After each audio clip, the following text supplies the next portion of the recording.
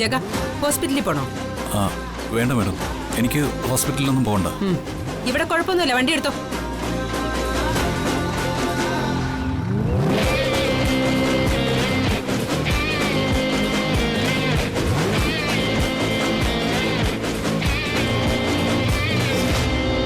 കുട്ടി അവിടെ ഇരിക്കേ, മാറടാ അങ്ങോട്ട്.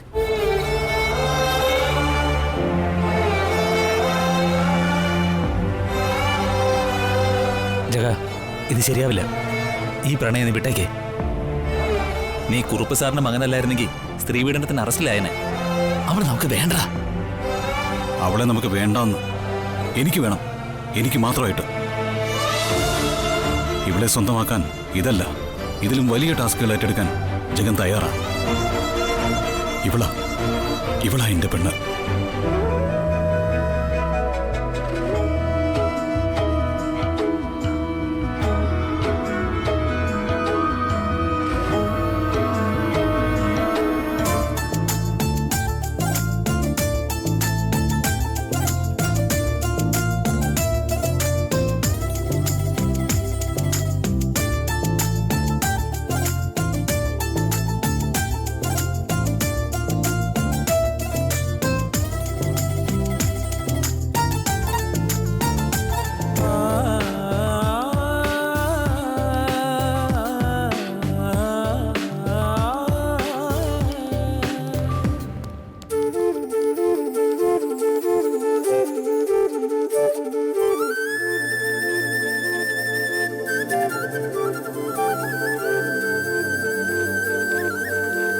വെറുതെ നോക്കി നിന്ന് സമയം കളയാതെ നിന്റെ ഉള്ളിലുള്ള പ്രണയം ചെന്ന് പറയേ.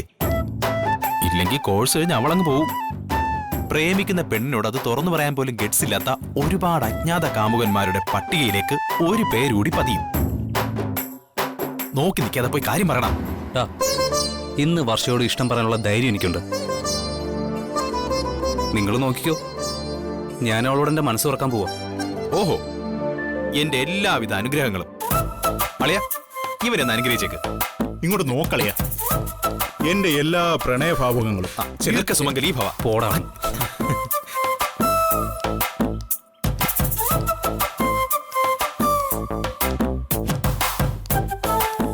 ഹലോ,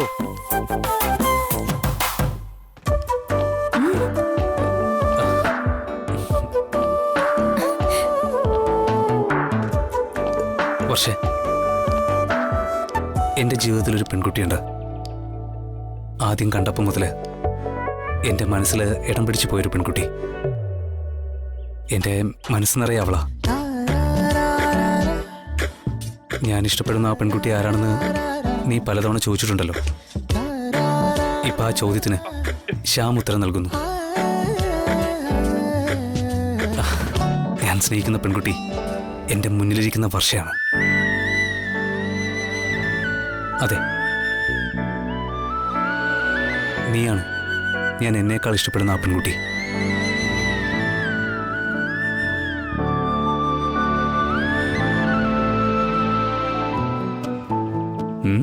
കേട്ടിട്ട് ഇവക്കൊന്നും തോന്നുന്നില്ലേ? ഓ, തമാശയാണെന്ന് കരുതി കാണും. പക്ഷേ തമാശയല്ല, ഞാൻ സീരിയസാ. എന്റെ ഹൃദയം കവർന്ന പെണ്ണ് നീയാ. ഈ ജന്മം ഞാൻ വിവാഹം കഴിക്കുന്നുണ്ടെങ്കിൽ അത് നിന്നെ മാത്രമായിരിക്കും. ഇത് സത്യം.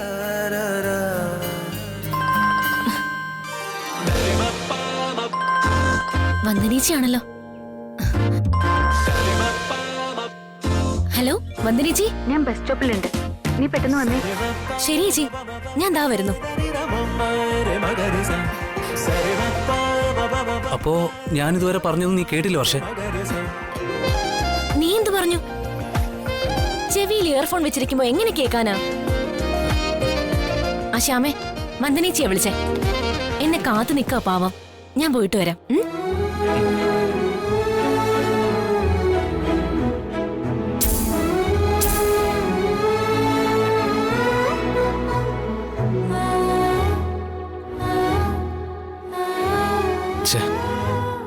പ്രണയം തുറന്നു പറഞ്ഞ ആദ്യ ശ്രമം തന്നെ ഫ്ലോപ്പായല്ലോ.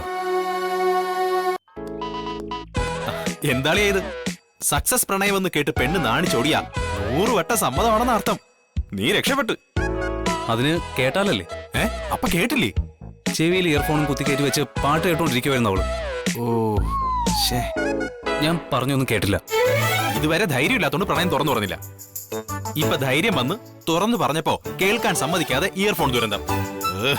ഈ ഇയർഫോൺ കണ്ടുപിടിച്ചതിനെയൊക്കെ തല്ലിക്കൊല്ലണം. അറിയാ, ആദ്യം പരാജയപ്പെടുന്നത് ശുഭലക്ഷണമാണെന്നാ പറയുന്നത്. ദേ ബെല്ലടിച്ചു. ഈ പീരീഡിന്റെ അറ്റൻഡൻസ് കളയണ്ട. എന്നപ്പോ പോട്ടെടാ.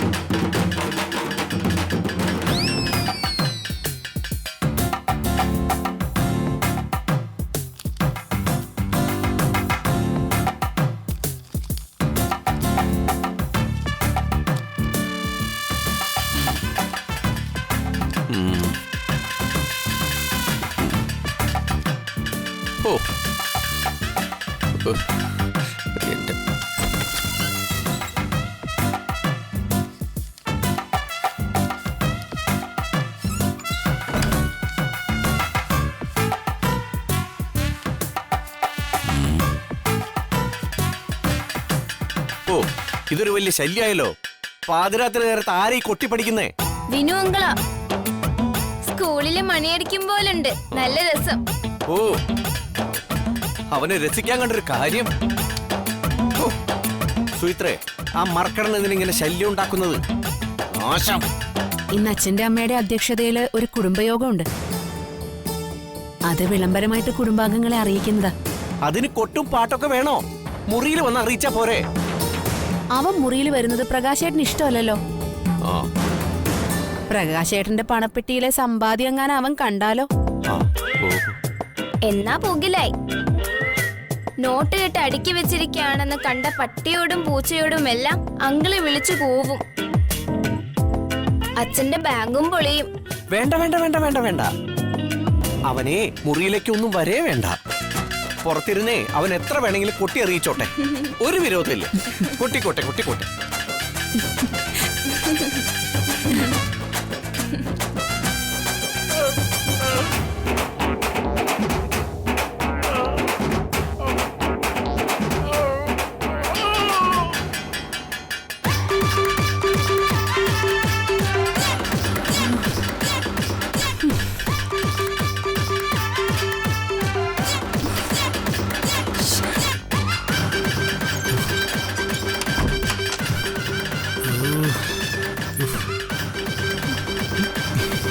വിനുവിനോടൊന്ന് നിർത്താൻ പറഞ്ഞൂടെ? മോശം. പകല് മൊത്തം പണിയെടുത്ത് വശം കെട്ടാ കയറി വരുന്ന. സ്വസ്ഥമായിട്ടൊന്ന് റെസ്റ്റ് എടുക്കാൻ പോലും പറ്റില്ല. അവന്റെ ഒരു ഡപ്പാങ്കുത്ത് ഡാൻസിന്റെ അരങ്ങേറ്റായിരിക്കും. മനോജ് എന്തൊന്നും മിണ്ടാത്ത? മിണ്ടിയിട്ടും പറഞ്ഞിട്ടൊന്നും ഒരു കാര്യമില്ല ഹരിതേ. അച്ഛനും അമ്മയ്ക്കും ഞാനും പ്രകാശേട്ടനൊന്നും അല്ലല്ലോ മക്കള്. എരുവീന്ന് പൊക്കിയെടുത്ത ജന്തുവല്ലേ. അവൻ എന്ത് തോന്നിയോസം കാണിക്കാൻ ഇവിടെ ലൈസൻസ് ഉണ്ടല്ലോ. അവിടെ കിടന്ന് തകർക്കട്ടെ. ഞാൻ എഴുന്നേറ്റ് അങ്ങോട്ട് ചെന്നാണ്ടല്ലോ അതോടെ തീരുമല്ല. അയ്യോ വേണ്ട മുത്തേ, നീ ഇവിടെ ഇരുന്നാ മതി. ദേ ഈ ഇയർഫോൺ എടുത്തങ്ങ് വെക്കണം.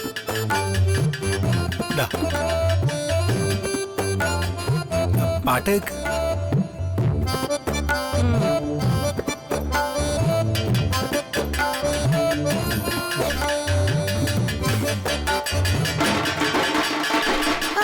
ഒന്ന് നിർത്തന്നെ വിനുവേ.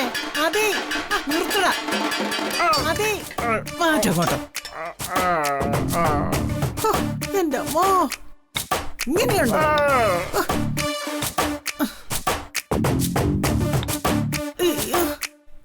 എന്താടാ ഇന്നത്തെ ചർച്ചാ വിഷയം?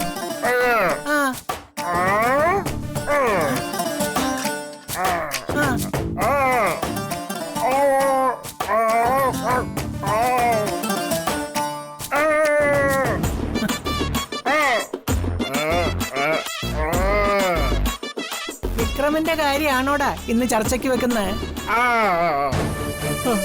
വലിയ സന്തോഷമായി മോനെ. വർഷയുടെ കാര്യത്തിൽ ഒരു തീരുമാനം ഉണ്ടാകണം. എന്റെ കൃഷ്ണ, ഗുരുവായൂരപ്പ, ഭഗവാനേ.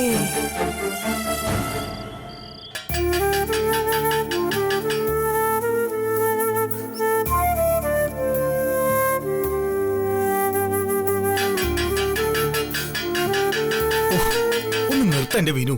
അച്ഛാ, വിനുവിന്റെ ഈ രാത്രിയിലുള്ള ചെണ്ടകൊട്ടെന്ന് അവസാനിപ്പിച്ച കൊള. ഹരിതയ്ക്ക് ഇതൊന്നും ഇഷ്ടപ്പെടുന്നില്ല. ഒന്നുമില്ല. വിനുവിനെ കാണുന്നത് തന്നെ നിങ്ങൾക്ക് ചതുർത്ഥിയാണല്ലോ. അതുകൊണ്ട് തന്നെ നിങ്ങളുടെ അടുത്തേക്ക് വന്ന് ബുദ്ധിമുട്ടിക്കാൻ അവന് താല്പര്യമില്ല. അവന്റെ സ്വന്തം ബുദ്ധിയിൽ ഉറച്ച കാര്യ ഈ കൊട്ടിയറിയിക്കൽ.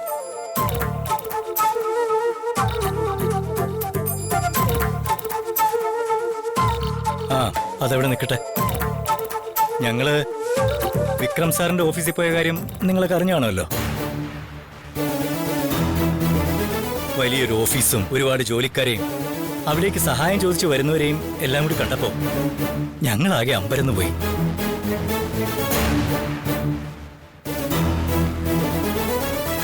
അതിനേക്കാളും ഞെട്ടിയത് പോലീസ് സ്റ്റേഷനിൽ നിന്ന് ഞങ്ങളെ ഇറക്കിയതും ആ ബ്ലേഡ് പലിശക്കാരന്റെ കയ്യിൽ നിന്ന് രക്ഷപ്പെടുത്തിയതും ഈ വിക്രം സാർ ആയിരുന്നു എന്ന് അറിഞ്ഞപ്പോഴാ.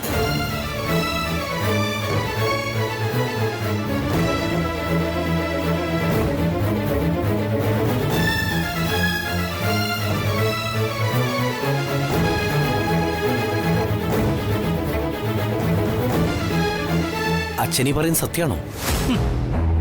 അതെ, ഞങ്ങള് വിക്രം സാറിന്റെ ഗസ്റ്റ് റൂമിൽ ഇരിക്കുമ്പോ ബ്ലേഡ് കമ്പനി മുതലാളി മാധവേട്ടനെ വിളിച്ചിരുന്നു.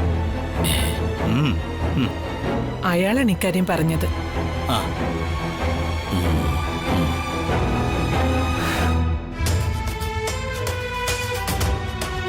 എന്നിട്ട് ഹരിത പറഞ്ഞത് അവളുടെ അച്ഛൻ കരുണാകരക്കുറിപ്പ് രക്ഷപ്പെടുത്തിയെന്നാണല്ലോ.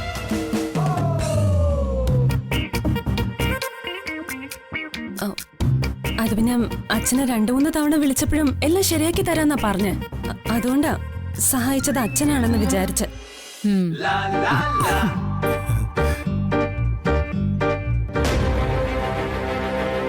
വേണ്ട, ഇനിയിപ്പോ അതിനെക്കുറിച്ചൊരു സംസാരം വേണ്ട.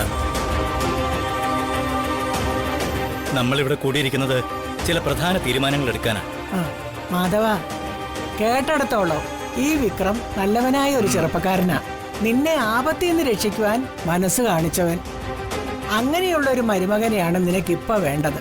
അതുകൊണ്ട് വിക്രമും വർഷയും തമ്മിലുള്ള ബന്ധം ഉടനെ അങ്ങ് നടത്തിക്കൊടുക്കുക.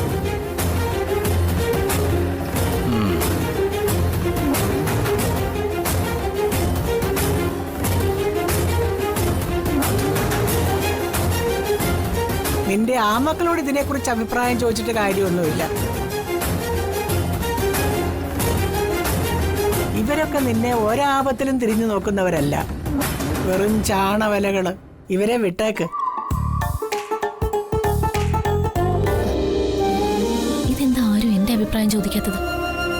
നീ അടങ്ങിയിരിക്കെ. എന്തിനാ വെറുതെ എല്ലാവരും വിളിച്ചു കൂട്ടിയത്? അച്ഛനും അമ്മയും അച്ഛമ്മയോട് ചോദിച്ച് ഏകപക്ഷീയമായി തീരുമാനിച്ച് കാര്യങ്ങൾ ഉറപ്പിച്ചാ മതിയായിരുന്നല്ലോ. ഞങ്ങളൊക്കെ വെറും ചാണവലകളല്ലേ. വാടാ. നിക്ക്. വന്ദനിജി, ആ പണച്ചാക്കിനൊപ്പം എനിക്ക് പടിയിറങ്ങേണ്ടി വരുന്ന അവസ്ഥയുണ്ടാവോ? അമ്മ പറഞ്ഞത് അമ്മയുടെ അധികാരമാണ്, അത് കാര്യമാക്കണ്ട. വർഷയുടെ കാര്യത്തിൽ ഏകപക്ഷീയമായ ഒരു തീരുമാനവും ഞങ്ങൾ എടുത്തിട്ടില്ല. വർഷയും വിക്രമവും തമ്മിലുള്ള വിവാഹം ഉറപ്പിച്ചിട്ടല്ല ഞങ്ങൾ ഇങ്ങോട്ട് വന്നത്. ഏതായാലും വിക്രമിനെ കുറിച്ച് നന്നായിട്ടൊന്ന് അന്വേഷിക്കണം. ഒരു കാര്യം ചെയ്യേ, നിങ്ങൾ സഹോദരങ്ങള് വിക്രമിനെ കുറിച്ചൊന്ന് അന്വേഷിക്കേ, എന്നിട്ട് നമുക്കൊരു തീരുമാനം എടുക്കാം. ഇനി അച്ഛന്റെ വാക്ക് നിരസിച്ചു എന്ന് വേണ്ട. വിക്രമിനെ കുറിച്ച് A to Z കാര്യങ്ങൾ ഞാൻ അന്വേഷിച്ചോളാം. ഞാനും അതെ. സ്റ്റാർട്ടപ്പ് ബിസിനസ് ഒക്കെ തൽക്കാലം നിർത്തിവെച്ച് ഞാനും അന്വേഷണം തുടങ്ങാം.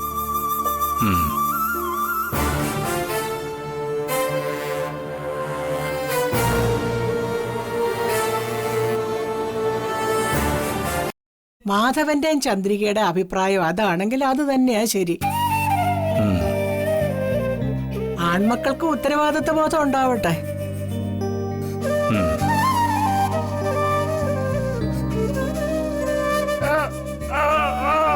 പറയാം.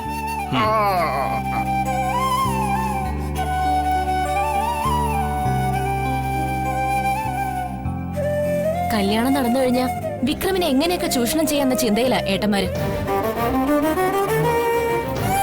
അതുകൊണ്ട് തന്നെ അയാൾ 100% യോഗ്യനെന്ന സർട്ടിഫിക്കറ്റ് മാത്രം അവരിൽ നിന്ന് പ്രതീക്ഷിച്ചാ മതി. എന്റെ ഭാവി ഏട്ടന്മാർക്കൊരു പ്രശ്നമല്ലല്ലോ. നീ വിഷമിക്കാതെ. ഈ ബന്ധം ആരും നിന്നെ അടിച്ചേൽപ്പിക്കാനൊന്നും പോകുന്നില്ല. അങ്ങനെ അടിച്ചേൽപ്പിക്കാൻ ഞാൻ സമ്മതിക്കൂല. അവരെന്തായാലും ഒന്ന് അന്വേഷിക്കട്ടെ.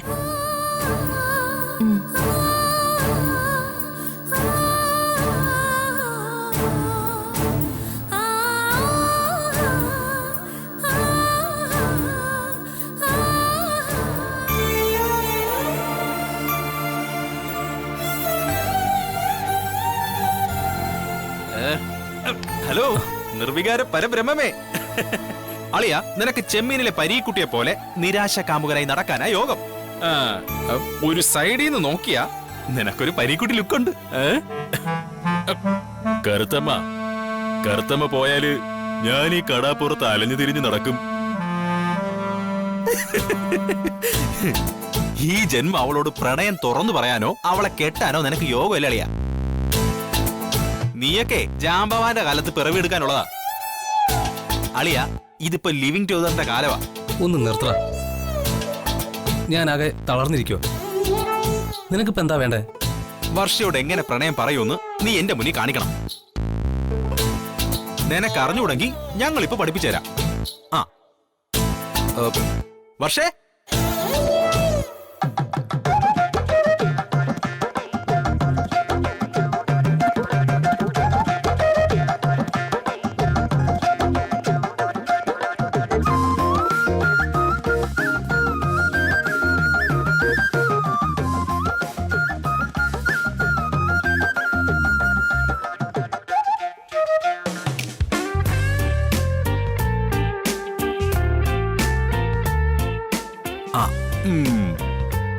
അളിയ എന്താടാ ഇത്? വർഷ, നിന്റെ കാമുകി വർഷയാ ഈ നിൽക്കുന്നത്. നിന്റെ ഉള്ളിലെ പ്രേമം നീ അവളോട് തുറന്നു പറ. പറയടാ. ശ്യാമേ, ഇനിയെങ്കിലും ഒന്ന് മനസ്സ് തുറക്കടാ പുല്ലേ. നിനക്ക് എന്നോട് എന്തോ പറയാനുണ്ടല്ലോ. കേട്ടോ? എന്തായാലും തുറന്നു പറഞ്ഞു. ഇവിടെ ഇപ്പൊ ഞാനാണ് ശ്യാം, നീ കണ്ടോ? വർഷേ, ഞാൻ ദേ ഈ ജന്മത്തിൽ കണ്ടുമുട്ടിയ ഒരു സാധാരണ പെണ്ണല്ല നീ. കഴിഞ്ഞ 100 ജന്മങ്ങളായി എന്നോടൊപ്പം ജീവിതം പങ്കിട്ട ഈ ജന്മം എനിക്കായി മാത്രം പിറവിയെടുത്തവൾ. ഇനിയും വൈകിക്കാതെ 1 വർഷമായി നീ എന്നിൽ പെയ്തിറങ്ങൂ. I love you, Varsha. I love you. I love you too. Do you love me? എന്റെ ഹൃദയം കവർന്ന രാജകുമാരനാ നീ. നീ ക്ഷണിച്ച വർഷമായും കൊടുങ്കാറ്റായും മന്ദമാരുതനായി ഞാൻ വന്നിരിക്കും. നിന്റെ ചുംബനത്തിനായി ഞാൻ കണ്ണു നട്ടിരിക്കുവാ. I love you, Varsha. I love you, Shyam. I love you, Shyam. I love you, Shyam. I love you, Varsha. I love you, Shyam. അളിയ,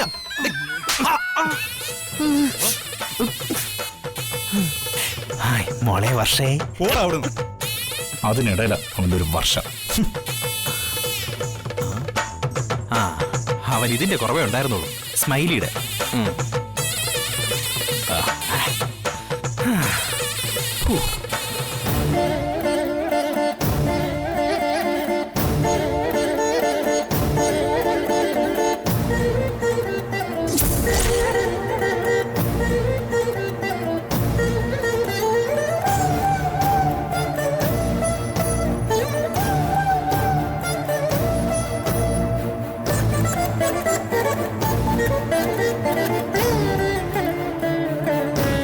എനിക്ക് വിശക്കുന്നു, കിടന്നിട്ട് ഉറക്കം വരുന്നില്ല. അച്ഛനും അച്ഛമ്മയും ഉണ്ടായിരുന്നെങ്കിൽ നീയമ്മൾക്ക് വിശന്ന് എടുക്കേണ്ടി വരില്ലായിരുന്നു. വന്ദനാമ്മ ഉണ്ടായിരുന്നെങ്കിൽ എനിക്ക് എന്തെങ്കിലും ഉണ്ടാക്കി തന്നേനെ.